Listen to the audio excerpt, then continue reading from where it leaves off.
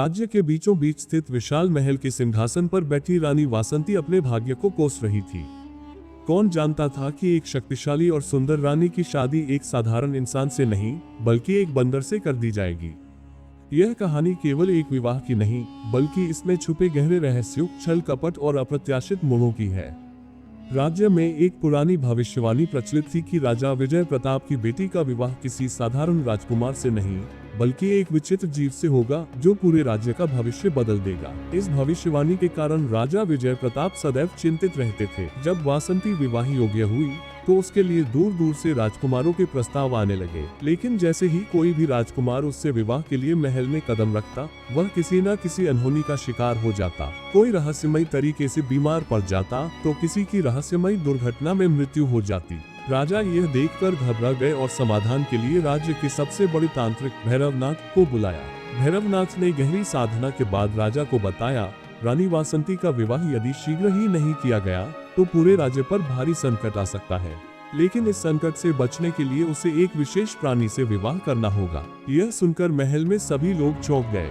वे सोच भी नहीं सकते थे कि राजकुमारी का विवाह किसी पशु से हो सकता है। तभी एक आश्चर्यजनक घटना घटी। महल के बगीचे में एक विशालकाय चमकदार आंखों वाला बंदर प्रकट हुआ। यह बंदर सामान्य नहीं था। उसकी चाल, उसकी बुद्धिमत्ता और उसकी आंखों में कुछ रहस्यमय था। भैरवनाथ ने घोषणा की, यही वह प्राणी है जिससे विवाह करने से राज्य का संकट टल सकता है। राजा ने बहुत विरोध किया, लेकिन जब राज्य में अजीब अजीब घटनाएं होने लगी, फसलें सूखने लगी, पशु मरने लगे और लोग बीमार पड़ने लगे, तो राजा ने विवश होकर विवाह के लिए हाँ कर दी। शाही परंपराओं के अनुसार वासंती और उस बंदर का विवाह संपन्न हुआ, परंतु जैसे ही विवाह की रस्में पूरी हुई, अजीब घटनाएं शुरू हो गईं। रात को वासंती जब अपनी कक्ष में गई तो उसने देखा कि बंदर धीरे धीरे एक इंसान में बदल रहा है। वह डर गई और चीखने ही वाली थी कि उस व्यक्ति ने हाथ जोड़कर कहा, डरो मत रानी वासंती, मैं कोई साधारण बंदर नहीं हूँ, मैं एक शापित राजकुमार हूँ। उस व्यक्ति ने अपना परिचय दिया, मेरा नाम अर्जुन है,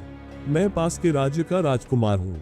एक दुष्ट तांत्रिक ने मुझ पर यह शाप डाला था कि जब तक मेरी शादी एक सच्चे दिल वाली राजकुमारी से नहीं होगी, मैं बंदर बना रहूंगा। वासंती को अपनी आंखों पर विश्वास नहीं हुआ। उसने अर्जुन से पूछा कि इस शाप से मुक्ति का कोई और तरीका था या नहीं। अर्जुन ने उत्तर दिया, तांत्रिक भैरवनाथ इस शाप के पीछे है।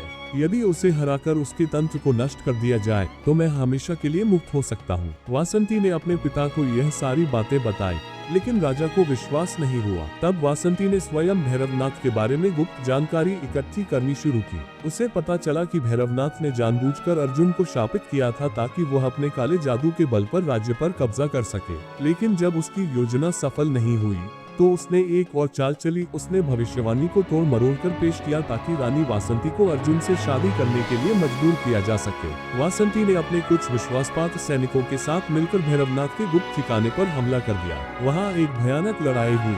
भैरवनाथ ने कई काले जादू के प्रयोग किए, लेकिन वासंती ने अपनी चतुराई और साहस से उसे परास्त कर दिया।